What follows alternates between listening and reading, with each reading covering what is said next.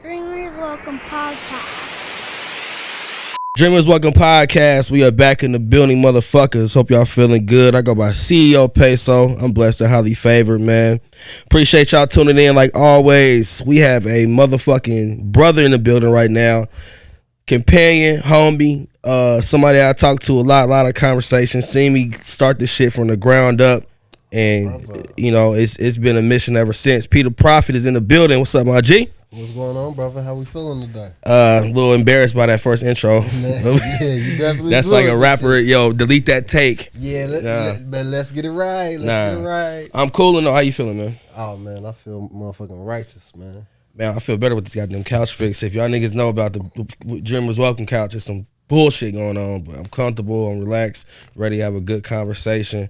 We're gonna let this bitch fly, man. Damn, I guess I took a little break then. I wasn't hip to the couch. Nah, this motherfucker was getting ran through or something, but we'll put that. One too many good we'll put that up with Moves Media, man. But nah, though, bro, I appreciate you on the platform. It's long overdue, but then it's perfect. I appreciate me getting my episode finally, nigga. Look, but it's perfect. I was wondering. Look, getting the nooks and crannies out the way, you know, a nigga just got more polish with this shit. I started with the laptop and everything, all professional. Good, and then boom. This nigga, man. Yeah, boom. Nah, what's good though, man? So how you feeling, man? New year right now. What you feeling like with it?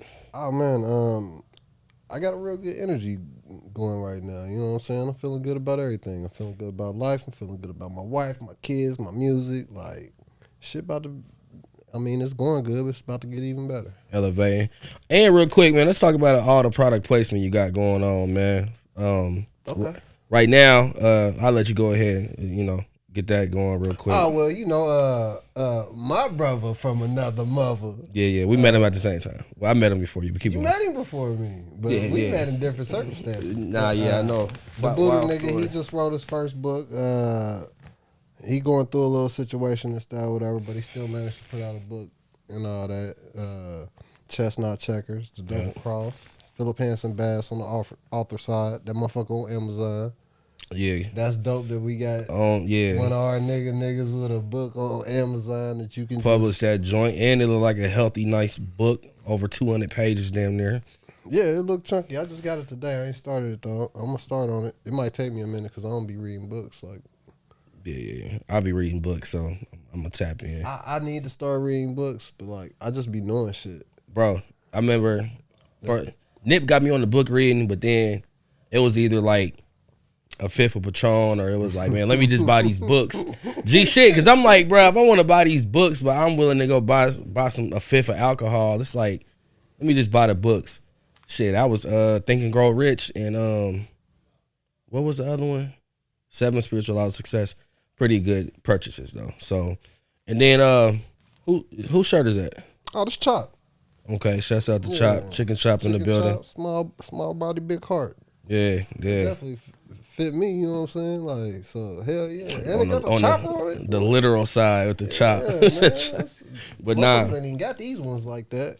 Nah, but you be repping heavy though, man. You I had my favorite sets going. You be purchasing that shit, but you just be showing like a lot of hometown love every time. I mean, hell, that's what it's about. Like, I know everybody, and hell, everybody that I know is damn near dope. So, slight flex. Yeah, I mean, bruh, like we live in an age to where it's like, well, I mean, it ain't even that we live in an age, but it's always some type of thing to show off or flash about this, that, or whatever. And hell, it's motherfuckers in front of me making dope shit.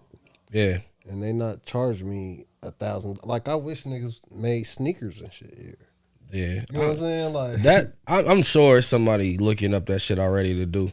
Yeah, my nigga, his son made some sneakers, this, that, whatever, but I know the development of it is a whole lot more entailed than what it would be just like sweatsuits or shirts, this, that, yeah, whatever. Crew neck, shit like that. But at the same time, you ain't want that. People be having dope-ass ideas, like Chop shit.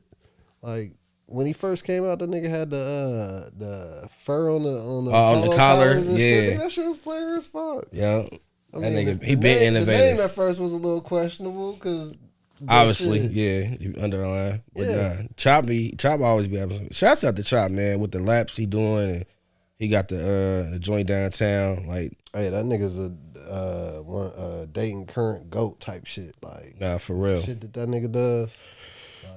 it's dope. Man, I wish I could design some type of platform for niggas the way that nigga just do shit and be so selfless about it. I'm a selfless person, but I'm selfish when it comes to this music shit. I mean, he get it though. He get it. I mean, not to say nobody else get it, but he just understand, and he got it all at his access to do it. It's easier to get into it and start doing shit when you just got it sitting there. You know what Just I mean? imagine if he focused on one thing. Oh, it's going up. It'll be catapulted to the extreme. But he was just on here talking, like he handled everything himself. I mean, he got his team, but he the mastermind behind it all. I called him and harassed him before I came here. I forget what it was. It was about some type of audio from my lap. Matter of fact. Oh, yours never came. I just seen the pictures. It came out. See, you don't be paying attention, bro. You be No, I be on this shit on the page. This nigga looked. Hey, y'all. He looked at the picture. Nah, I remember the video. I mean, I remember the promo. Man, whatever. Right. I just remember you looking psyched out. Y'all did it at night. This nigga can't go no shoots without his guns. I had to make sure. That's just in this run of shoots, nigga. Like, Right. Next project, you won't see a gun in sight. But motherfucking Beat it. That's the thing. Like, he hadn't shot any laps outside at night yet, so I wanted to be the first one at night. So you know how I be with the videos. So I had the plans. Like, man, we got to put the caution tape up, smoke grenades, all that shit. Like, Yeah. Nah, it was definitely a different look from the picture I seen. But yeah. But nah, man. I mean, for the necessities of the people who don't know who you are, let's talk about you, your background a little bit, and your come up, man. okay, hell, I've been rapping for so long. It's hard to remember when I started. I still actually got my first raps. They were pretty trash, but they were good enough to me to believe in myself to keep going. Started a little rap crew. We all fell out. Ended up joining up with a nigga. Made some legendary shit happen. We stopped doing that. I got the itch for it later on in life, and then I picked it back up and I started making shit by myself. So basically, I just skipped over a whole bunch of shit that was GTC. That was a crazy breeze through. I'm like, all right. That took 1 minute. Yeah, but I mean, that's GTC was an iconic thing. To me, that was one of them. I be talking about it a lot, but it was a golden era in Dayton that we was living in, and that was part of that golden era. I think it was just hell for what was going on at the time. Like, it was still okay to be a fan in Dayton. Absolutely. Like, everybody raps now, or well, yeah, like, well, I don't know. I mean, I guess like with the younger niggas, I don't really know who the fans are and this, that, or whatever. Like, you look at a nigga like Ooze. Who? Ooze. You ain't hip to Ooze? Mm-mm. With all due respect. If I am, I ain't hip to the name. Listen to Spin 2 times, bro. You tripping. Go look at his performances. Like, motherfucking, he got that young nigga energy, and motherfucking Donnie know who I'm talking about. Like, so what you saying? It was easier to differentiate fans from then and like in now aspect. Hell yeah, everybody you bump into is a rapper now. Yeah, like we could throw shows back then with just the local talent, and they'll be packed as if it was somebody there on the major side. Like, you would think that Rick Ross was there that night or some shit like that, because you have so many people that got songs that the crowd actually knows and fucks with. yeah. You know what I'm saying? Like, I guess social media used to have something to do with it too, because, MySpace used to rank niggas. Yeah. The thing about that too is it was only so many platforms you had to go to find out, like listen to the music, and you run the numbers up from that. MySpace was like, all right, you could tell who had your song on their page and shit. It was different back then because it wasn't that much accessibility to go listen to the music. But that's the thing too. That was two different worlds, because like you have somebody that might be winning on MySpace, and then, all right, well, we go to the club and nobody's fucking with our song whatsoever. You know what I'm saying? Yeah. So it's like there was a separate thing between the social media and the actual what's going Experience. on in the streets and shit. Yeah, the Yeah. actual experience. That's not quite it's not like that no more. What is it now? It's In like your one and the words. same. Like shit, motherfucker. Some shit pop off in the street. It's right on the internet to where, but niggas is making caption music now. Yo, if your shit jump, you in the captions. Like Yeah, you know what I'm saying? yeah. Well put. I got a selfish question real quick. Them shows that y'all used to go to and nobody knew the music, how is that not discouraging, or what was that vibe when you remember? Man, that shit used to be some bullshit, but then you just got to think like you ain't worked enough. Cause The right answer is that, like, your thought is. I mean, a nigga would quit. I'm we sure it's didn't like, always think like that. Like, yeah. There'd be times we like, God damn, man, they is not fucking with us. Like, the crowd is full, and they is not fucking. I'll be honest though, that really never happened to us that much though. Right. Like, even when we was opening up concerts and like, all right, well, we know y'all waiting on Gucci and Shawty Low and da da da da da. It's still motherfuckers fucking with us while we rocking. Yeah. And That's when niggas you get the show CDs, come out to a certain song, yeah, the crowd rocking. I don't ever really remember a time like completely bombing. Yeah. Something. Well, no, wait. I remember when we first made Grind Till I Get It. We was opening up for Gucci at the Foundry. Oh damn! Shit! I remember that. We was so geeked about this song because we knew what it was about to be.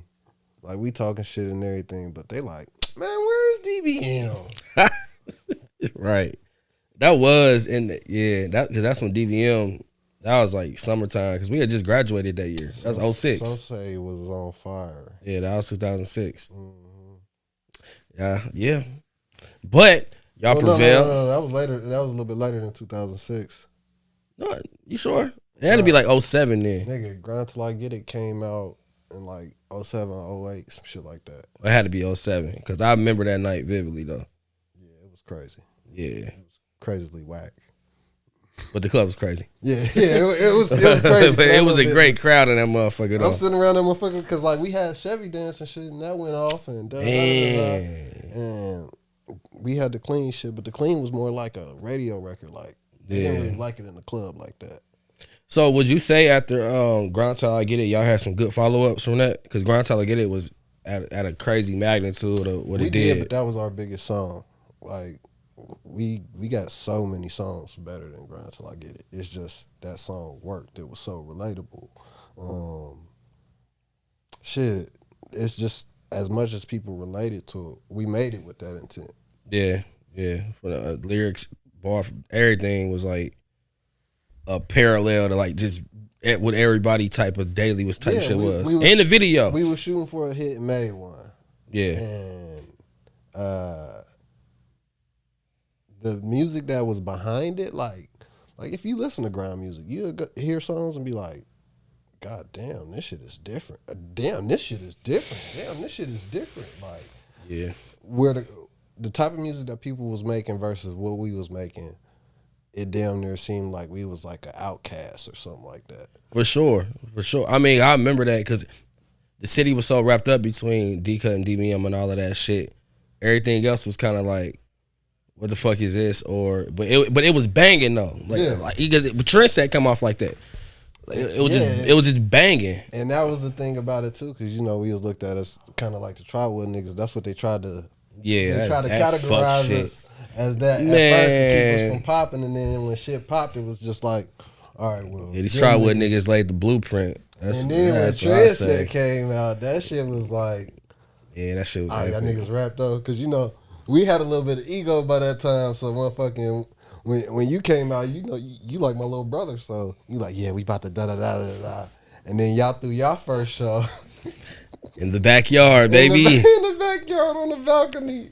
These niggas, man. Shouts out to D Davis. That shit was epic.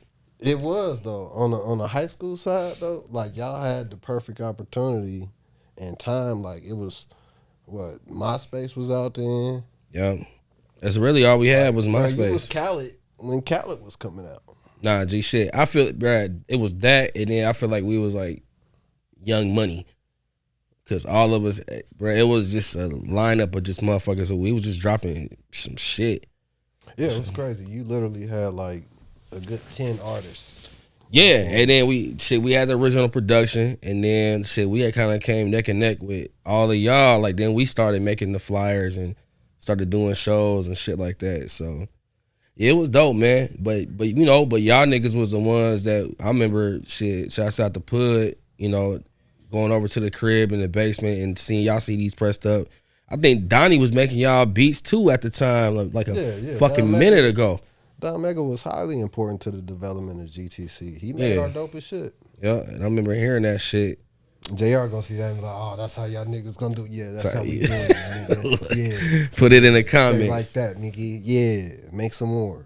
Man, but so how would you classify or sum up that GTC era? Like, how would you? What did that do for you? It was an experience. It taught me a lot. Like as far as knowing what you want, being persistent.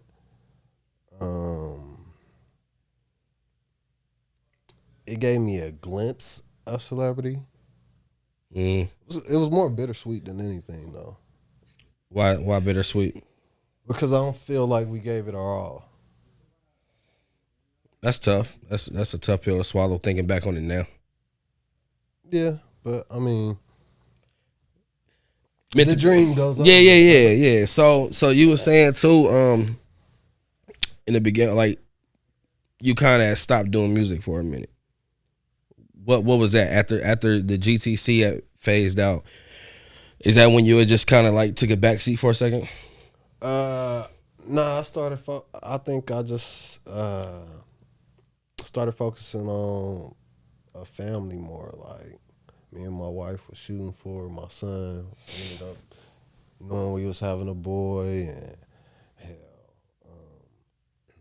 I took up another hobby that ended up turning into a little side hustle. And that took up a lot of my time. I just started getting into other shit. Like instead of being satisfied with making music, I was into a bunch of other shit. Just solely on the music. Niggas come in with 1942. Yeah, only on the pod, man. Only on the pod, man. Yeah. Shouts out to the Home Ranger right here, man. Give him a drop. We'll blur his face out for y'all, man, just in case. But nah, we was in here talking about the GTC, man. Just the era of that shit. Very classic. Very, very well worth it. Y'all can leave the door open too. It don't matter. But yeah, appreciation to Jay, Moves Media, where I currently shoot my pods. Best out. So, but yeah, so with the family aspect and everything, oh yeah, that's when it was Audi days too. We gonna leave that out. Yeah, like, hell, I was getting a little bit of money, so I didn't feel like I really needed to be the rapper chasing the shit. It was like, all right, and Slim wasn't on it on the GTC side, so I'm like, I wasn't ready to be Peter Prophet by myself. Right. So I was like, all right, well, I guess I'm gonna go extend my family and get to the money. Yeah. And I started doing that, and then I got to a point to where I kind of had some shit, or I felt like I had some shit, obviously, because I had some motivation. I made some music. Yeah. And I was starting to work on shit, because, like, hell, remember we did the fake horror story shit? The video? Yeah, that's with the blood. Yeah. We had shouts out to Julio. He was playing a part in the barbershop and all of that. Yeah, that shit was gonna be crazy. Yeah, we couldn't fully pull it together, but yeah, because that was my early days of videography though, and but I mean, but that's part of the dream though. Like, nigga, we talked about you doing videos before you even did videos. Yeah, that's when I was down at Full Sail, and I was calling your ass on the night conversations though, like nigga 2-3 in the morning. I got class and shit, just sending. I was doing so much research before I even had the camera. It was just like sickening. And then I turned you all the way up like, oh nigga, nah, you need to be looking at this page. Nah, G shit though. But you was, man, your knowledge put me on the shit. And then when I started to shoot your shit, it just made sense. Cause you was always left field with a lot of the fucking ideas you was presenting though. And I'm like, nigga, I ain't gonna say if I bought off Mark and Chew saying I can do some shit, I'm just gonna get a bigger plate type shit. I ain't gonna be like, nah, this is impossible.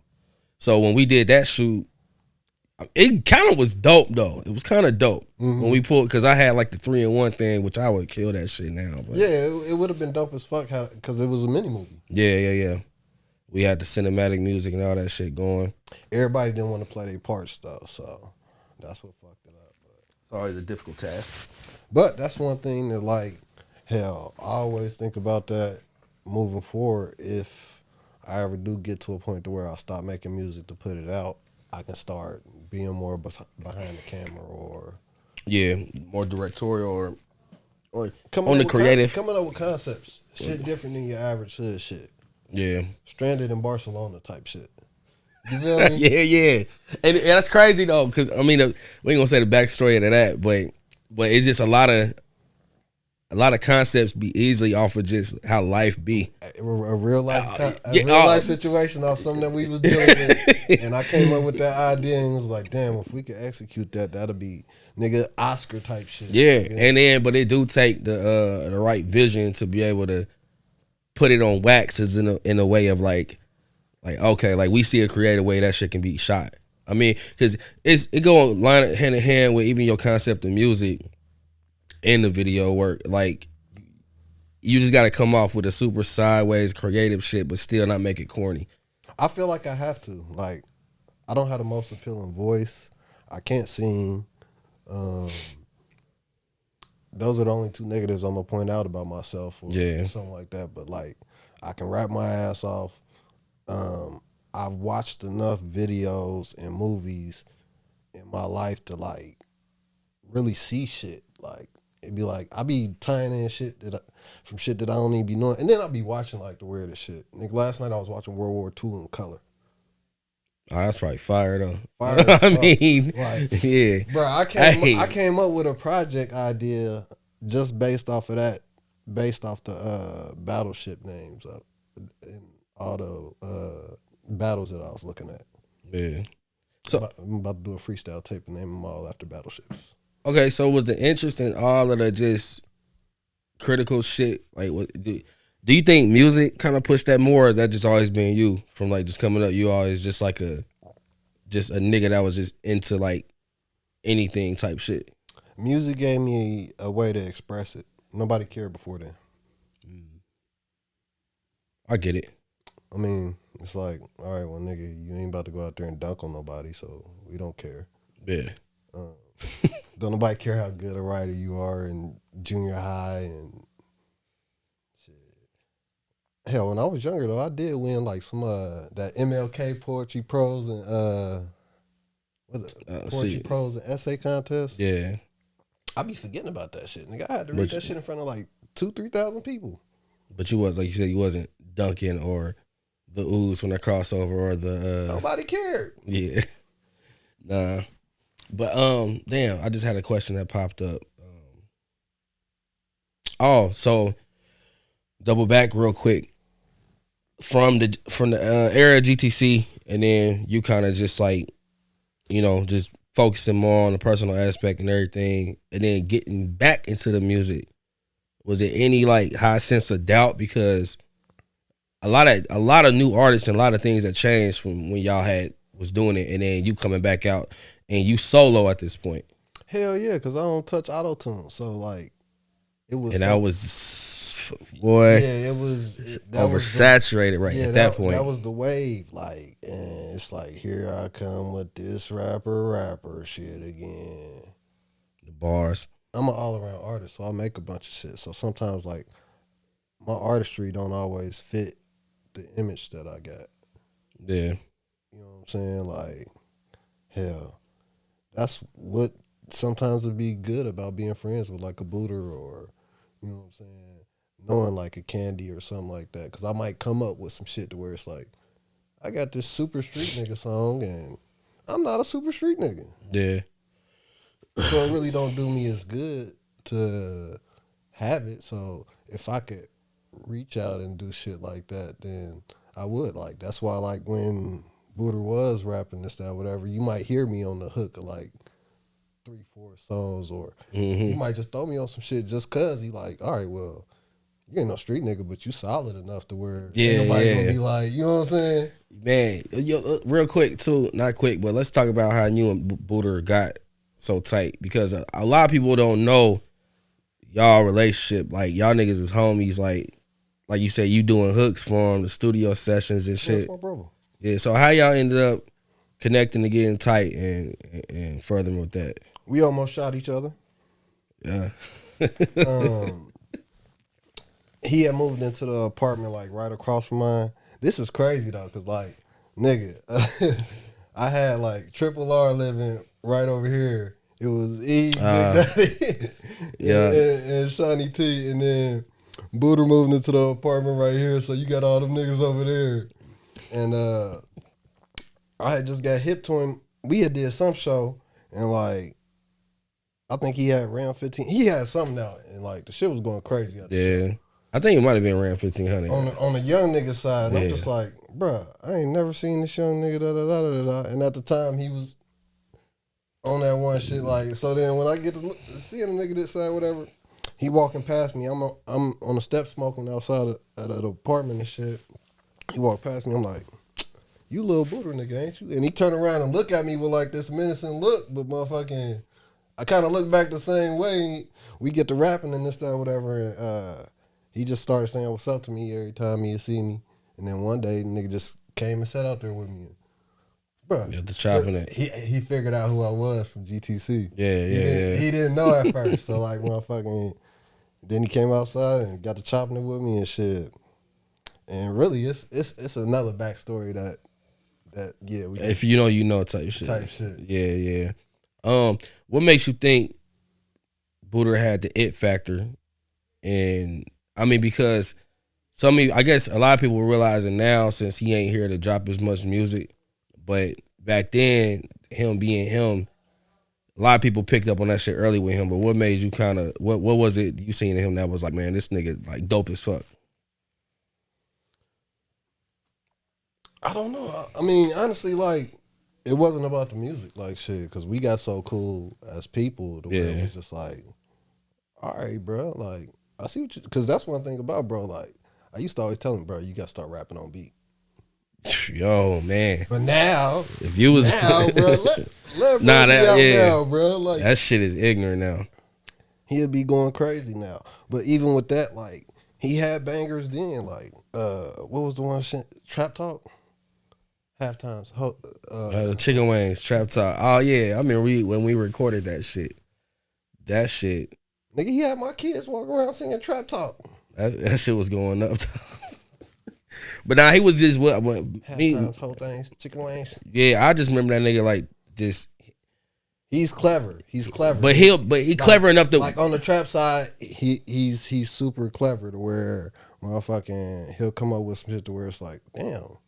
Yeah, I heard her say some shit, and then but you know how we have our conversations with like hear something and we think of a movie and make it dope. He'll say something and then find a way to construct that shit into an actual song, and it's like, okay, this is really it. Like halftime, whole thing, chicken wing. Like it was literally like a day in the life for this nigga, and that was it. It was literally Trap Talk. Yeah. And that's what made it dope. Like he's one of the ones to where it's like, all right, well, I'll say this and you see this. So sometimes that's what makes shit dope. That's what I like about videos a lot of the time. Is when you come up with some shit and what you're talking about, I'm seeing. No matter how crazy it is, like, or if it is simple, if you can make it come across in a crazy way, then I'm all tuned in. Yeah. Remember his verse on Jury Game Amazing? Slightly. Oh, wait a minute. Diamonds come from Africa. Oh, yeah. Come from Pakistan.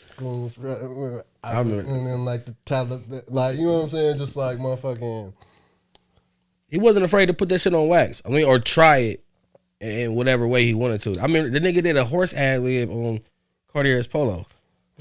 He just would do whatever type shit. Intro of Married to the Money. Oh yeah, he spazzed. I mean, there's a reason why he spazzed. But that yeah, the love of that nigga, man, motherfucking. It's just been love ever since. Like hell, We done did a bunch of music together. We did a project that we ain't never get to bring out because like shit, he keep going through these bouts that he going through. But shit, you know what I'm saying?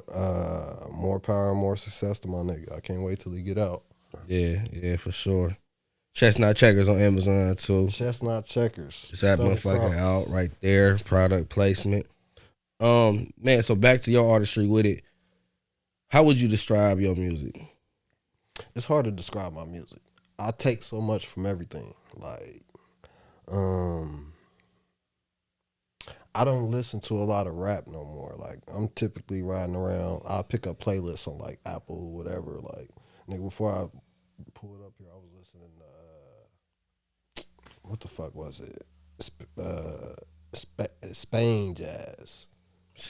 I'm just looking for shit to where I can shoot the producers and be like, what you think of this or da da da da da. Like, I'm not as much tuned in as far as like who got the hot song now and top 100 Billboard shit or the hottest mixtape. I don't care. I got that naturally. Like, yeah. You know what I'm saying? I've been so used to hearing music, I absorb melodies and shit like that. I'm surrounded by talented motherfuckers. Motherfuckers that's more talented than me. Or at least I believe so, but then they believe I'm just as talented as them or more, so that's what pushes us. Yeah. Nigga, me and JR stay talking shit about who can rap better. And you can't rap better than me, JR. JR nice though. JR. Right. See, this is the thing about JR. You can make better music than me. Like, you can compose some shit, make it sound better, this, that, whatever, and it's gonna come off hard. But you can't rap better than me. We always argue about that. I'm not nodding my head or none of that. That's yeah. He gonna see this. He gonna see it. I know you gonna watch it. So with that too, man, like you said, the people that you say is like better than you or who you think is you surrounded by great people, you don't let that get to you of like in a egotistical way or like a it's like friendly competition is what it sounds like. Like intimidating. Yeah. Sometimes it can be. Like hell, I used to be intimidated by Slim as far as how he could. This nigga literally know exactly how he wants the beat to be made. Had a hook, this, that, whatever. Motherfucking, it'll be hard. But then my verse will come on there and then be like, all right, well, yeah, I ain't gotta be so intimidated. Cause like, I rap my ass off. So motherfucking, it'd be like, all right, well, that's where I get my balance back. So you back then, you wasn't so much as a constructor of the song. Like, I played a huge part in that back then, but it's just sometimes it'll be baffling. Like, it'll be shit to where, like, hell, Donnie knows, him being his little brother, he'll sit right next to you. Oh, no, I don't like that snare. I don't like that. Nah, do it like this. And I need this melody. Nah, cut that. You doing too much right there. Yeah. And then it'll come out just like how he wants. I send Donnie a sample. What you want me to do with it? Nigga, do something with it. I don't know. I'm gonna just rap to whatever you do to it. Yeah. So but you more so, or is it like you trustworthy, or you knowing like they're gonna send it back how you want it, or you just like you know that because he dope, however the format gonna be, you just know like, all right, this will go. That's not my lane, so I'm not gonna jump in there and tell him what to do. What the snare 808 whatever type shit. You just. That's one reason I get jealous of the Flam nigga. Let's talk about it. Cause that nigga. He just fuck the rap game. He said he produced, it's 24 records. He said he produced 19 of them. Bruh, he literally motherfucking locked himself in his house on some Kanye shit, doing 5 beats a day for 3 summers. That's a different world. Like 3 summers. Up top with all the producers around here, in my eyes. Just off the shit that he plays, because the nigga has hundreds of beats now. Yeah. Nobody's gonna get them, but he has them. So, with you seeing where he went with it, you never really think to taking the initiative to try to produce your own shit? I mean, just off of if the availability for somebody to produce something specifically for you ain't there. which I know it happens all the time. Yeah, I be thinking about it. I just ain't made the jump. Because you took recording in your own hands. I'm a procrastinator. I've been recording myself. Oh, very true. I'm tripping. Like, I had a setup before you did. Yeah, I remember that. Was everybody off acid back in the day? Damn near, yeah. That's how I figured out I could motherfucking do the rap shit. That's why I started rapping, because I figured out I could do it by myself before I could tell anybody about the shit. Oh, so you did some lock yourself in and just was practicing doing the shit. I was like 30 mixtape beats in before I let anybody hear one song. So, and you was kind of like the focal point back then when y'all started everything, right? Because it wasn't like mad niggas going to y'all house. Your shit was the hub, if I'm mistaken. I was you before you was you.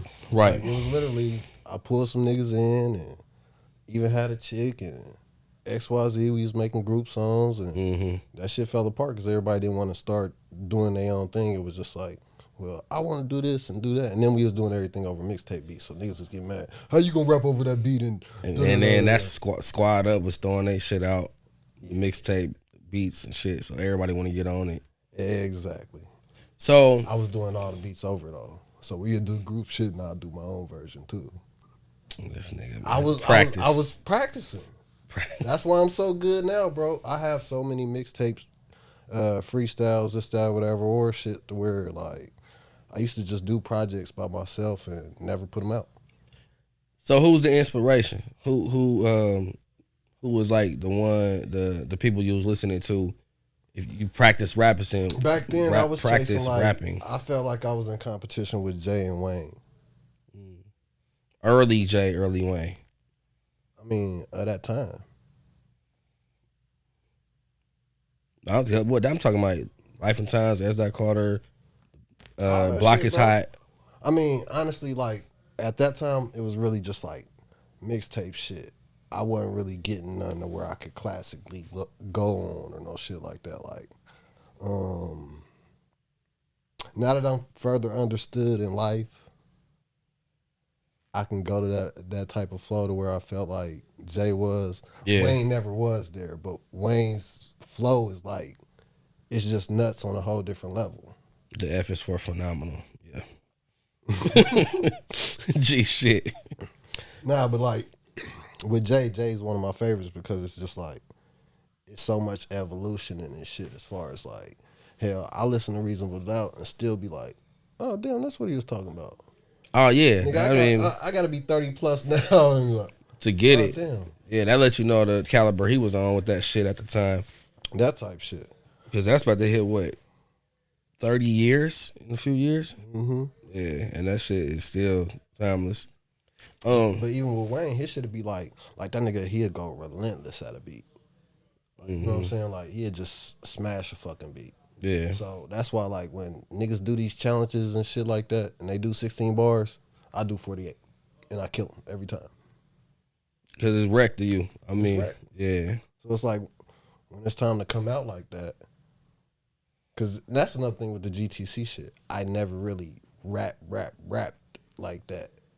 Y'all had like just mad conceptual songs, like just we were just trying to topic make good title. Music. Yeah. That's all it was. That's a part of it though. Unless y'all was doing but did y'all ever? Didn't y'all put out mixtapes with like instrumentals on it, or was it just all originals? We did. Well, no, we didn't. That's what I was thinking. I just remember us like in the studio. Y'all Bitch, I'm banging was a mixtape thing. Yeah, that was a trick that they just. Remember, I did my own mixtape. I was going for Lyricist of the Year at the Ohio Hip Hop Awards, so I put together a mixtape, instrumental mixtape. Bitch, I'm Banging was the only like catchy song. The rest of that shit was just like bars. Yeah. And that beat was like niggas heard that shit nuts. Like, yeah, bro, you can't keep this by yourself. So motherfucking, we turned it into a GTC song and put it on a mixtape. Shouts out to Fago. Shot the video. Right. Bootleg Spot got robbed after we shot the video. I made my cameo fresh from Orlando. Came I up almost there. had Kevin Hart in that bitch, bro. In Dayton? In Dayton. This is when that first Kevin Hart, that shit that he did up in Cleveland, I think I'm a Big Little Man. The first shit. Oh, the very first. Oh, yeah. He was at the Funny Bone. I went to the show before the video. And Joe from Extreme was cool with the owner of the Funny Bone, so like, I was rapping with him and shit. Damn near had him at the video shoot.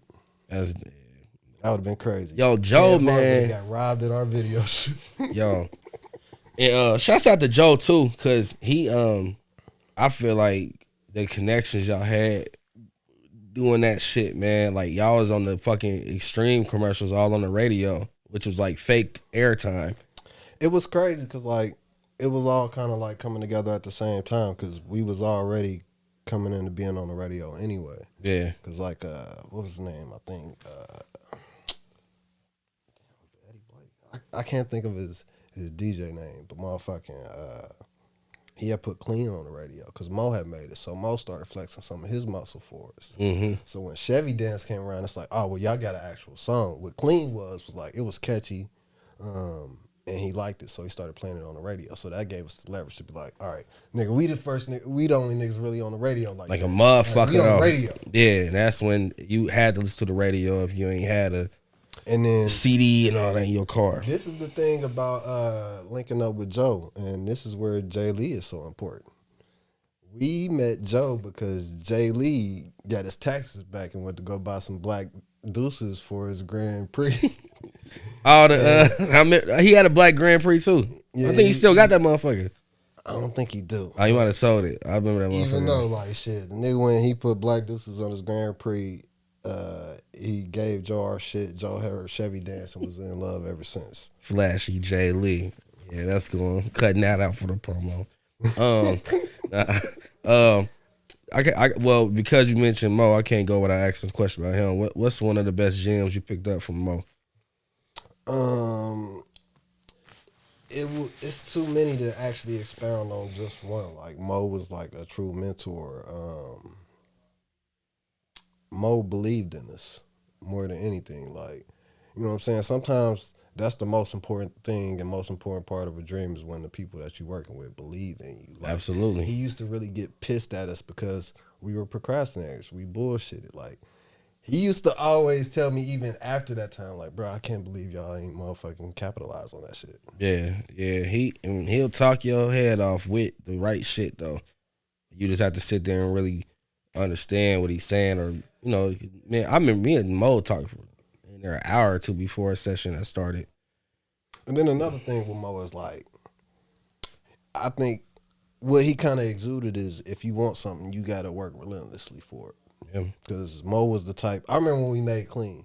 Granted, being that he had so much involved with it, these niggas stayed up all night, bro. We did like a 6-hour mixing block, and then they made Clean. Damn. So I'm in the studio because this is at a point in time where it's like I ain't had no true backbone. So I'm like, all right, well, if we in the studio, I got to stay in the studio. So it's 5 o'clock in the morning. I'm passed out in the studio. I wake up, and you can't tell me shit. That nigga clean, ain't he? I'm like, man, this bullshit. Da da da da da. But then I wake up and the shit then came all the way together, and it's like, all right, well, I guess I'm gonna throw my verse on it and da da da da da. So then that kickstarted a bunch of shit. Yeah. So when the Chevy Dance came out, like I said, we had a real song. Motherfuckers was fucking with it. Only drawback was them niggas ain't got no Chevys. Type We shit. was living in a time to where nigga, you gotta Have it, yeah.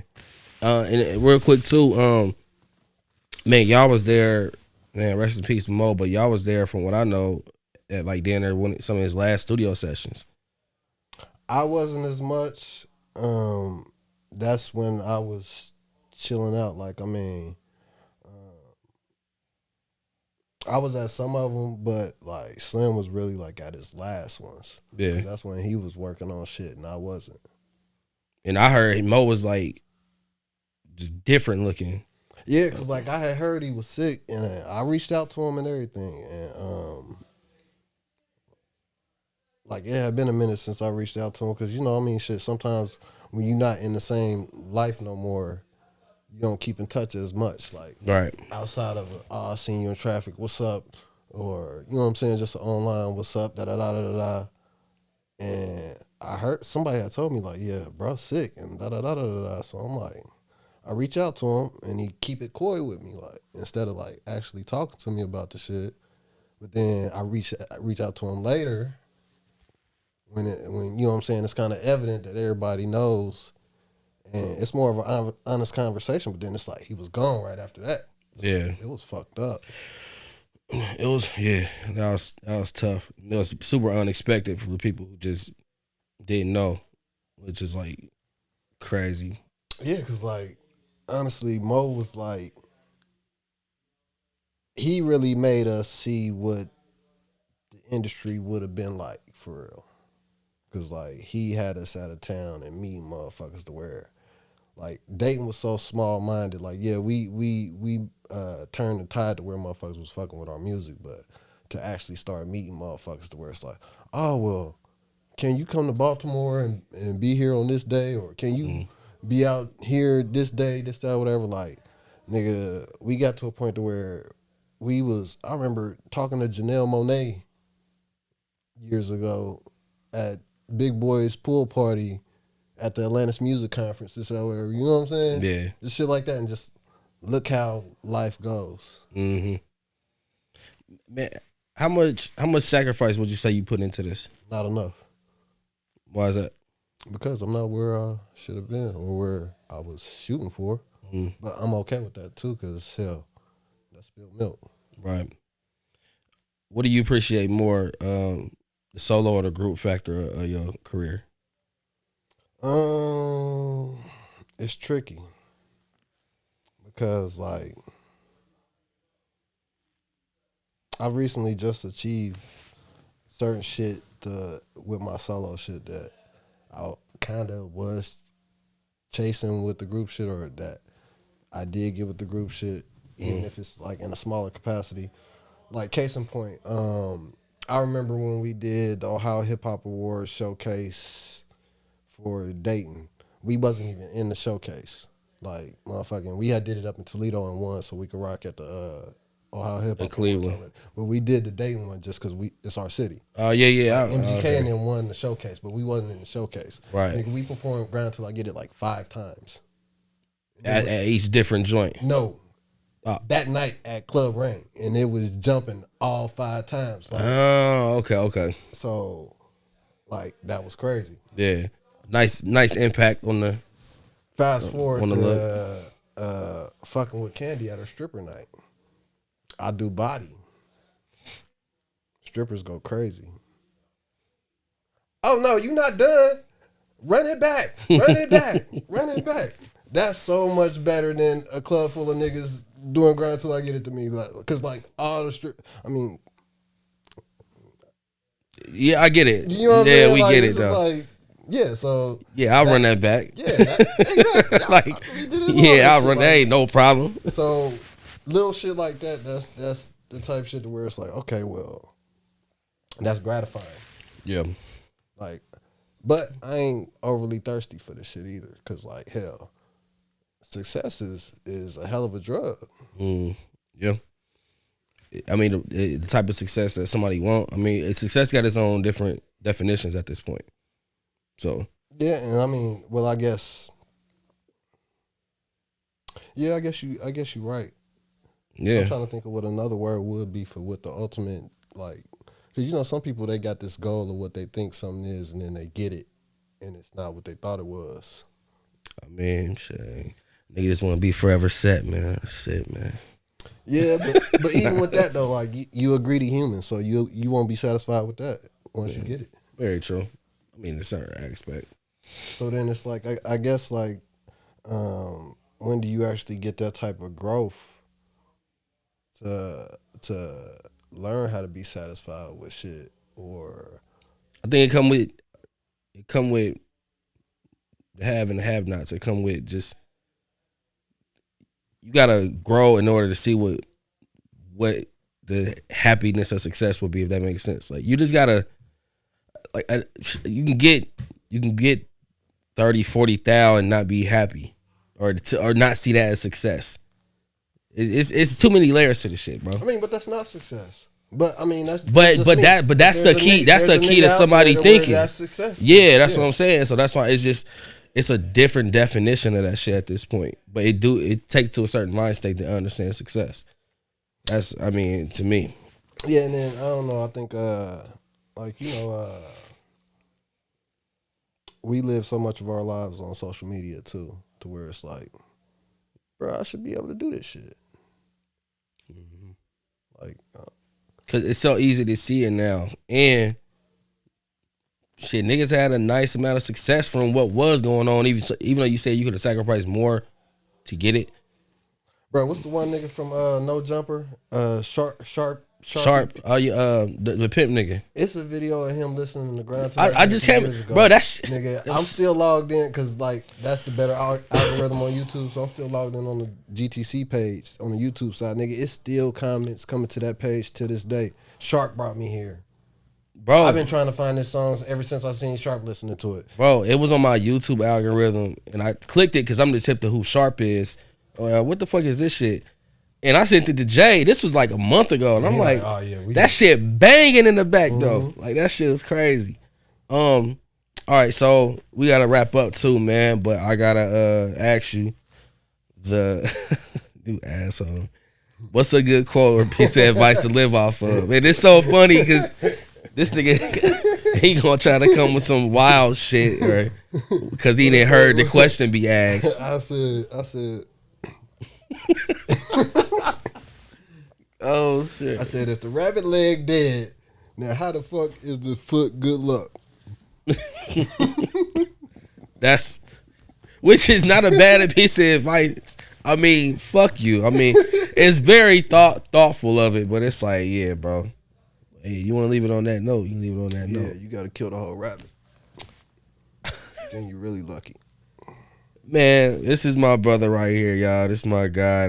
Like I said, this home court advantage. I got to toast to you on the camera because we didn't have a lot. We went through it all. Yeah, for real. Shit but that we can't even talk about. Literally can't, to the grave.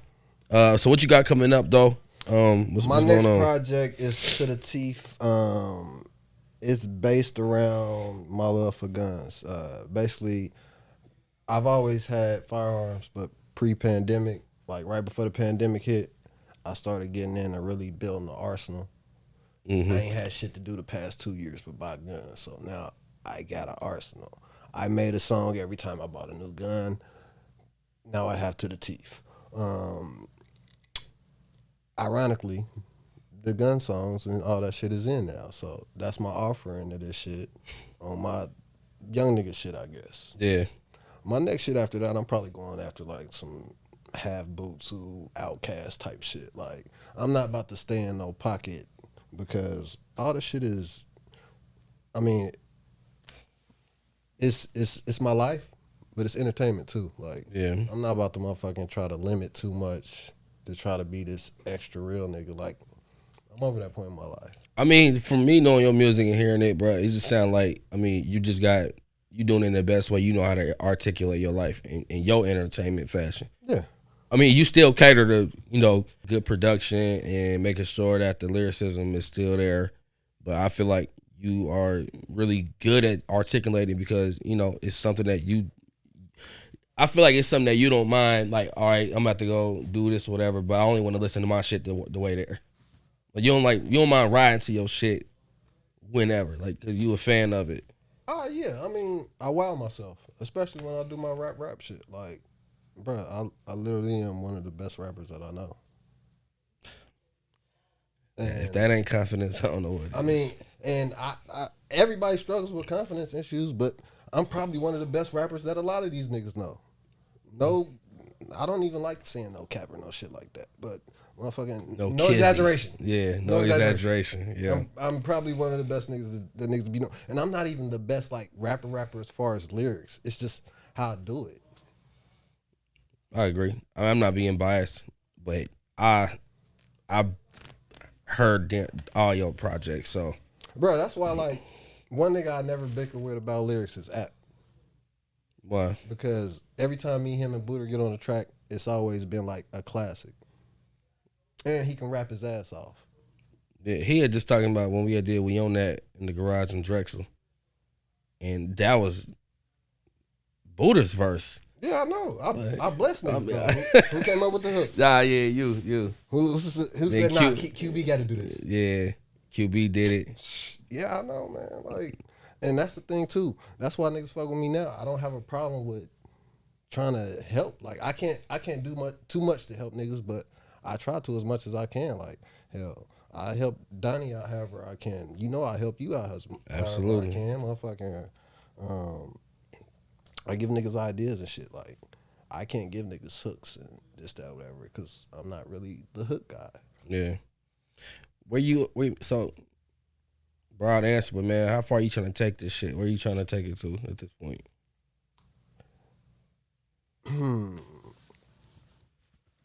How far am I trying to take this shit? I mean, I want to take it as far as it can go, but I mean, I got my limits. Like, I got integrity intact that, like, hell, I'm a grown-ass man now, so it ain't no thirst for fame or nothing like that. Like, hell, I would want to be okay with how the journey happens. Like, I know the downside of not doing it and, you know what I'm saying, having that little regret of not chasing it fully. So now at this point, it's like, okay, well, I got to know what I'll be okay with too when the success comes.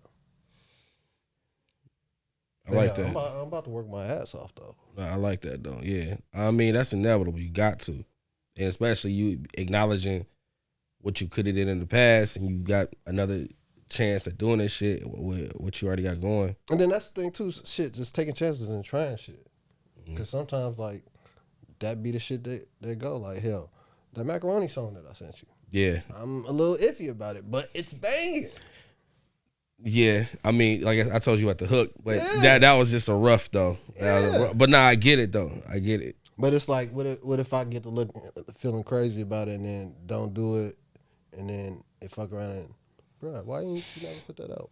I mean, that's the thing about the shit. If it don't go, shit, we gonna make another. You know what I mean? Yeah, but I ain't Hove yet, so. Right. I mean, yeah, but still. That shit sound good when Hove said it. But like you said, you got a dope team that's gonna be able to differentiate how to make it dope and everything like that. And that's true too. Like, I think with dealing with moves now, it's more focused because hell, Jay got more expertise at actually being more of an overlooker over shit. Mm-hmm. Now, granted, I mean, it sucks for him because I moved to the beat of my own drum, but I try to, you know what I'm saying? Like, I know what he's trying to do, and I'm trying to go along with it. Yeah. So like, now I just feel like I just got to make enough music to stay in the water. If I stay swimming, I'm out swim everybody. Absolutely. Nice analogy. But man, thank you, brother. I appreciate you. This is not the last one we gonna do. And yeah, bro, you know, I'm here. Shit, till the motherfucker pop off and when the wheels fall off, we rocking. It's been a pleasure, my guy. Yeah. You know, it's always love. Absolutely. I would give all my social medias and stuff, but you gonna put that we'll put it in the description. Yeah. You know, we all on, you know, Spotify, Apple, Anchor, you know, center there. And Dreamers welcome. Y'all keep on dreaming. We out this bitch. I'm holla at y'all. Dreamers Welcome Podcast.